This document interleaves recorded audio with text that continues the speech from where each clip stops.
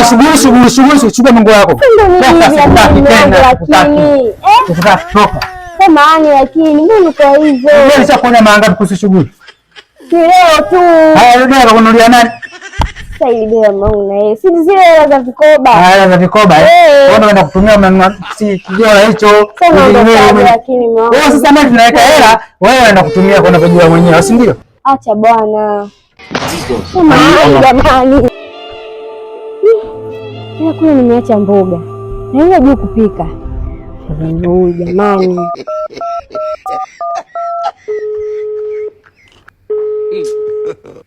Halo. Halo.